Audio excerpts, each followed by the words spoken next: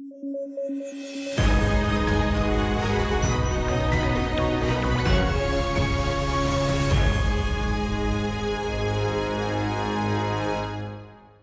News at 9 programme में आपका स्वागत है। मैं हूं अमृत उपाध्याय। आइए जल्दी से देखें आज के हेडलाइंस। पोप फ्रांसिस ने की आंग सान सू की के लिए शरण की मांग। म्यांमार की जेल में बंद हैं आंग सान सू की। तख्ता पलट के दौरान हुई थी गिरफ्तारी। तमिलनाडु करेगा मलेरिया का उन्मूलन। 2020 से मलेरिया से नहीं हुई है एक भी मौत। 2030 तक है मलेरिया उन्मूलन का लक्ष्य। और 25 सितंबर को मना अंत्योदय दिवस। दीनदयाल उपाध्याय की होती है जयंती। एकात्म मानववाद के दर्शन के लिए हैं प्रसिद्ध।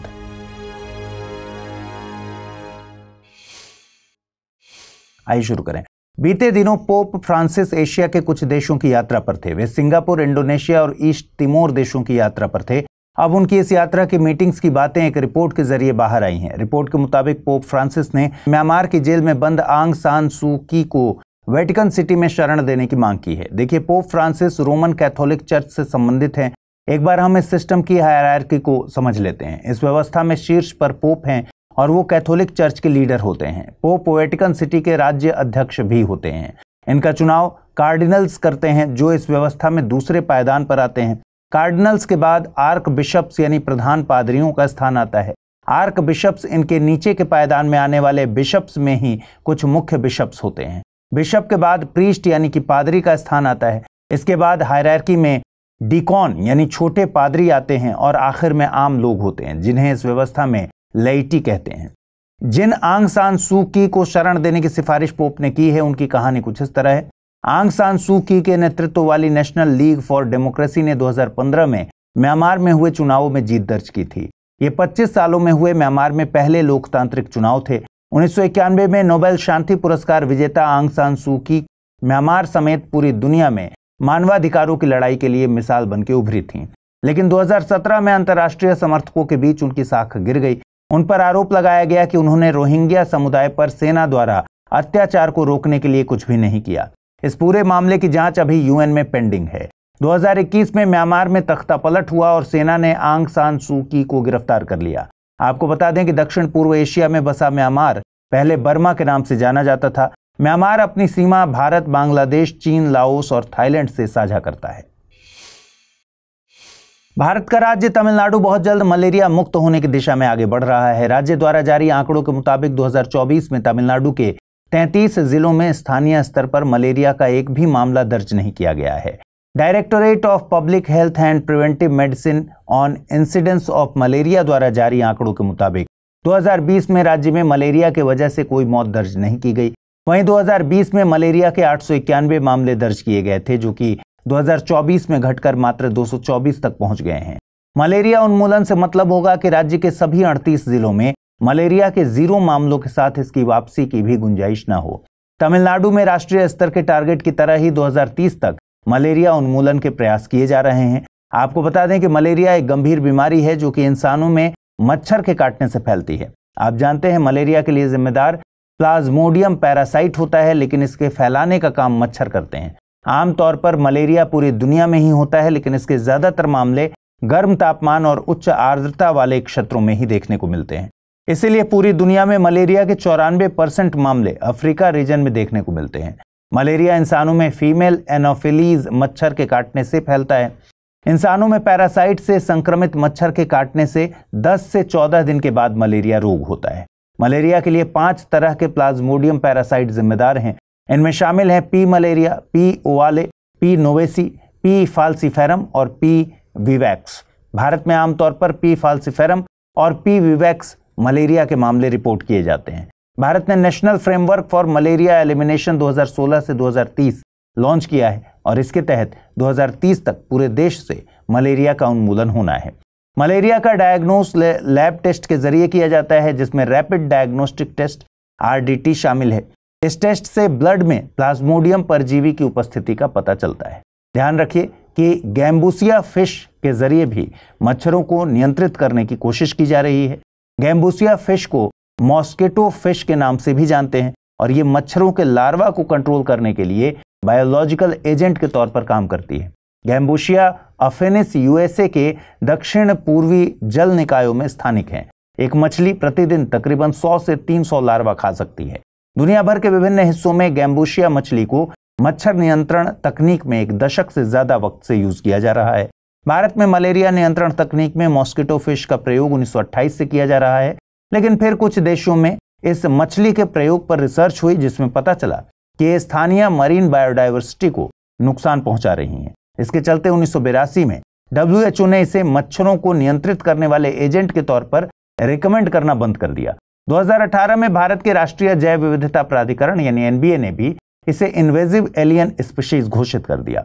बावजूद इसके भारत में सरकारी और गैर सरकारी संगठनों ने मच्छर नियंत्रण के लिए इसका प्रयोग जारी रखा है। बीते साल आंध्र प्रदेश ने इसे अपने जलीय निकायों में मच्छरों को कंट्रोल करने के मकसद से छोड़ा था। साल 2021 में दुनिया की पहली वैक्सीन RTS.S को भी WHO की मंजूरी मिल गई। इस वैक्सीन का ट्रेड नेम मॉक्सिविरिक्स है।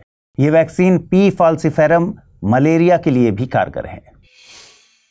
क्या आपके मन में कंफ्यूजन है कि IAS प्रिपरेशन को कैसे डेस्टिनेशन तक पहुंचाएं? तो जुड़िए UPSC IAS prelims to interview यानी P2I बैच से, जिसमें आपके हर प्रॉब्लम का सॉल्यूशन है मौजूद। आप गांव में हैं या शहर में, कोई टेंशन नहीं, क्योंकि इस बैच में आपको मिलेंगी 1000+ आवर्स की लाइव ऑनलाइन कक्षाएं। और आपको पढ़ते समय कोई कॉन्सेप्ट समझ नहीं आ रहा तो भी कोई बात नहीं, मेंटोरशिप प्रोग्राम का लाभ उठाइए और अपने मेंटोर से अपनी उलझन का समाधान पाइए। क्या मैं तैयार हूं? यदि इस सवाल का नहीं मिल रहा जवाब तो टेस्ट सीरीज का मिलेगा फायदा। हर एक टेस्ट से तैयार होगा आपकी सफलता का ब्रिज। यही है वो बैच जिसमें आप कर सकते हैं पढ़ाई के साथ कमाई भी। क्यों? क्योंकि हर टेस्ट के फर्स्ट रैंकर को मिलेगा 11,000 रुपए का इनाम। इतना ही नहीं, यदि आप प्री 2025 क्वालिफाई करते हैं तो आपकी पूरी फीस वापस कर दी जाएगी। ऐसे और भी कई फीचर्स हैं इस कोर्स में जिससे आपको हासिल होगी GS में महारत। सो जस्ट गो अहेड, आज ही जुड़िए हमसे, अमृत लाइव कोड का यूज कीजिए और एडमिशन लीजिए, करिए अपने सपने को साकार।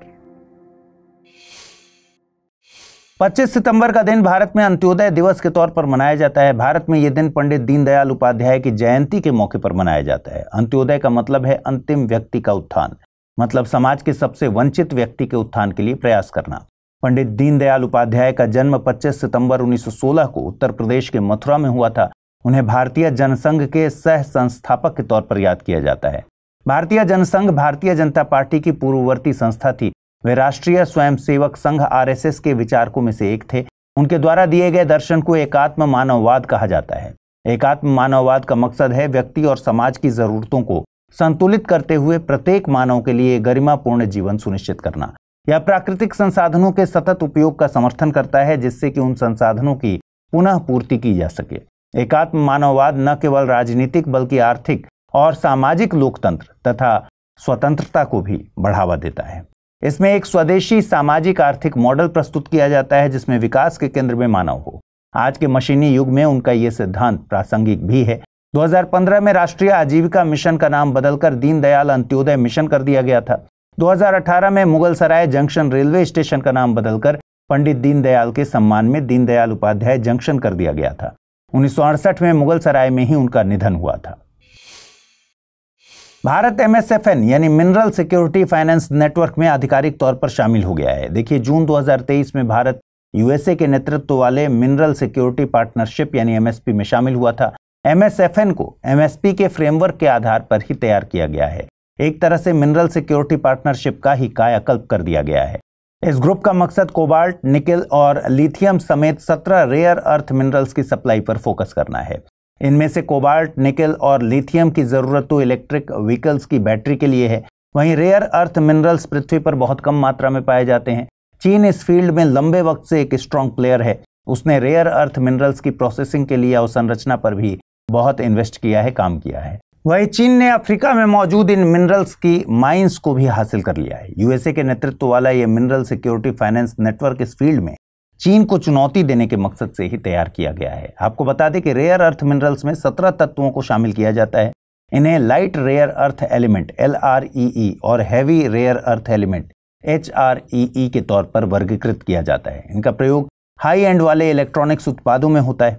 भारत में लैंटनम, सेरियम, नियोडिमियम, प्रेसियोडिमियम और सैमेरियम जैसे रेयर अर्थ मिनरल्स पाए जाते हैं, लेकिन डिस्प्रोसियम, टेरेबियम, यूरोपियम, इन जैसे रेयर अर्थ मिनरल्स जिन्हें हैवी रेयर अर्थ एलिमेंट में शामिल किया जाता है, ये भारत में नहीं के बराबर हैं। वहीं चीन की रेयर अर्थ मिनरल्स के वैश्विक उत्पादन में 70% के लगभग हिस्सेदारी है। आइए देखें आज का टर्म ऑफ द डे।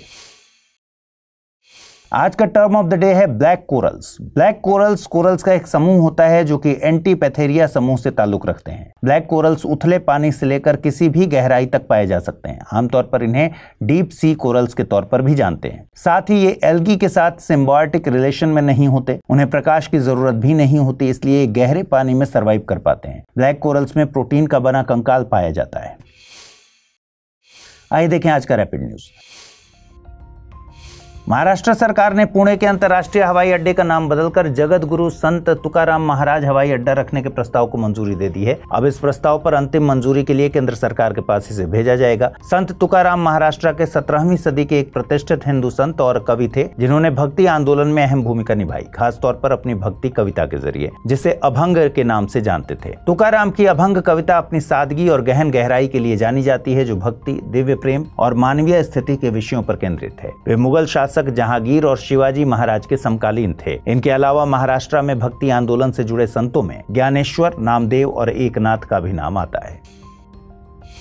बीते दिन राष्ट्रपति द्रौपदी मुर्मू ने नई दिल्ली में ASOSAI यानी Asian organisation of supreme audit institution की 16वीं बैठक का उद्घाटन किया। इसका आयोजन भारत के कैग यानी नियंत्रक एवं महालेखा परीक्षक के नेतृत्व में 24 से 27 सितंबर तक हो रहा है। इस मौके पर भारत के कैग गिरीश चंद्र मुर्मू ने 2024 से 2027 की अवधि के लिए ASOSAI के अध्यक्ष के रूप में कार्यभार संभाला। ASOSAI की स्थापना 1979 में 11 सदस्यों के साथ हुई थी। अब इसकी सदस्य संख्या बढ़कर 48 हो गई है। इसकी पहली सभा और गवर्निंग बॉडी की बैठक भारत में मई 1979 में आयोजित की गई थी। इसमें ASOSAI के नियमों और विनियमों को मंजूरी दी गई थी।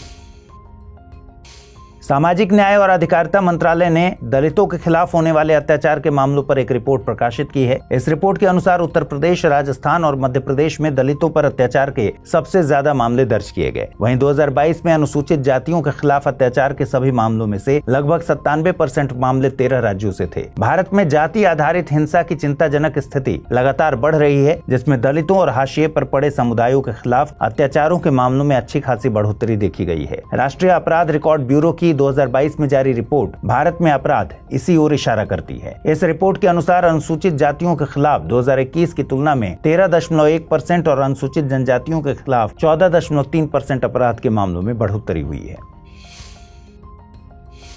IIFA यानी अंतर्राष्ट्रीय भारतीय फिल्म अकादमी पुरस्कार समारोह के 25वें संस्करण का आयोजन राजस्थान में किया जाएगा। यह 2025 में 7 से 9 मार्च के बीच जयपुर में आयोजित होगा। यह दूसरी बार है जब इसका आयोजन भारत में हो रहा है। इससे पहले इसका आयोजन 2019 में मुंबई में हुआ था। इसका पहला संस्करण 2000 में लंदन में आयोजित किया गया था। तब से लेकर आज तक IIFA 14 अलग अलग देशों और 18 अलग अलग शहरों में आयोजित किया जा चुका है। आपको बता दें कि 24वां IIFA पुरस्कार समारोह 27 से 29 सितंबर 2024 को अबू धाबी के यास द्वीप में संपन्न होगा। ऑस्ट्रेलियाई थिंक टैंक लोवी इंस्टीट्यूट ने एशिया पावर इंडेक्स जारी किया, जो एशिया क्षेत्र में बदलती परिस्थितियों पर प्रकाश डालता है। यह इंडेक्स आर्थिक, रक्षा, डिप्लोमेटिक और अन्य शक्तियों के आधार पर उनके प्रभाव की सीमा का मूल्यांकन करता है। इस बार भारत ने पहली बार जापान को पीछे कर तीसरा स्थान हासिल किया, जो बताता है कि एशिया में भारत की ताकत बढ़ रही है। वहीं इस इंडेक्स में अमेरिका शीर्ष स्थान पर है और उसके बाद चीन का स्थान आता है। आपको बता दें कि लोवी इंस्टीट्यूट द्वारा इस इंडेक्स को 2018 में लॉन्च किया गया था, जो एशिया प्रशांत क्षेत्र में 27 देशों का मूल्यांकन करता है। आइए देखें आज के बुलेटिन पर आधारित प्रश्न। पहला प्रश्न है, गैम्बूसिया मछली के संदर्भ में निम्नलिखित कथनों पर विचार कीजिए। गैम्बूसिया मछली को पहली बार ब्रिटिश शासन के दौरान भारत में प्रयोग किया गया। गैम्बूसिया मछली मच्छरों को नियंत्रित करने में प्रभावी है। ऊपर दिए गए कथनों में से कौन सा सही है या है? केवल एक, केवल दो, एक और दो, दोनों, न तो एक नहीं दो। अगला प्रश्न है, महाराष्ट्र सरकार ने पुणे के अंतर्राष्ट्रीय हवाई अड्डे का नाम बदलकर किसके नाम पर रखने के प्रस्ताव को मंजूरी दी है? छत्रपति शिवाजी महाराज, बाला साहेब ठाकरे, जगत गुरु संत तुकाराम या फिर संत एकनाथ? आइए देखें पिछले बुलेटिन पर आधारित क्या प्रश्न मैंने पूछे थे, उनके सही जवाब क्या हैं। पहला प्रश्न था, falcon capital of the world के नाम से किस राज्य को जाना जाता है? नागालैंड, मणिपुर, अरुणाचल प्रदेश, तमिलनाडु? सही जवाब है नागालैंड यानी विकल्प ए। और अगला प्रश्न था, श्रीलंका में प्रधानमंत्री के पद पर किसे नियुक्त किया गया है? हरिनी अमर सूर्या, अनुरा कुमारा दिसानायके, श्रीमाओ भंडार नायके या फिर अनुरा भंडार नायके? सही जवाब है हरिणी अमर सूर्या यानी कि विकल्प ए। इस बुलेटिन में फिलहाल इतना ही। कल रात 9 बजे आपसे फिर से मुलाकात होगी। ख्याल रखिए अपना, ठीक से पढ़ाई कीजिए। अगर आप इस बुलेटिन में PDF चाहते हैं तो डेली अमृत उपाध्याय 007 टेलीग्राम चैनल पर इसका PDF अवेलेबल रहता है, वहां जाइए, उसे ज्वाइन कीजिए। और आज जो सवाल मैंने पूछे हैं उनके सही जवाब भी कमेंट सेक्शन में दीजिएगा। नमस्कार।